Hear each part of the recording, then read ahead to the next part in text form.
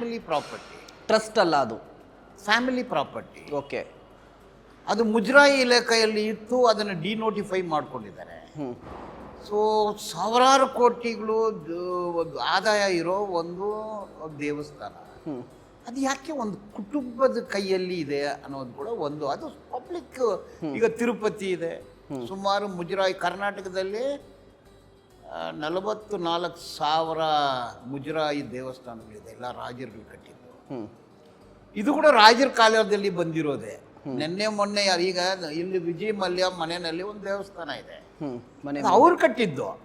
ಗಣಪತಿ ದೇವಸ್ಥಾನ ಅದು ಅವ್ರು ಕಟ್ಟಿದ್ದು. ಅದನ್ನ ನಾವು ಹೋಗಿ ಕೇಳಕ್ಕಾಗತ್ತಾ? ಅವ್ರು ಓಪನ್ ಮಾಡ್ಬೋದು, ಏನಾದ್ರು ಮಾಡ್ಬೋದು.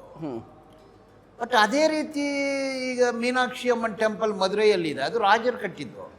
ಮತ್ತೆ ಧರ್ಮಸ್ಥಳ ಮಂಜುನಾಥ ಸ್ವಾಮಿ ಟೆಂಪಲ್, ಮಂಜುನಾಥ ಸ್ವಾಮಿ, ಅದು ಹಿಸ್ಟ್ರಿ ನೋಡಿದ್ರೆ ಪೈ ಅನ್ನೋರು ಪುಸ್ತಕ ಬರೆದಿದ್ದಾರೆ, ಕೌಲ್ ಅನ್ನೋರು ಪುಸ್ತಕ ಬರೆದಿದ್ದಾರೆ, ತುಳುನಾಡು ಅನ್ನೋ ಒಂದು ಪುಸ್ತಕ ಇದೆ. ಅದೆಲ್ಲ ಓದಿದ್ರೆ ಅದು ಅಣ್ಣಪ್ಪ ಸ್ವಾಮಿ, ಆಮೇಲೆ ಬುದ್ಧಿಸ್ಟು, ಅದಕ್ಕೆ ಮೊದಲು ಕನ್ಯಾಕುಮಾರಿ, ಕುಮಾರಸ್ವಾಮಿ, ಇನ್ನ 2 ದೇವರು.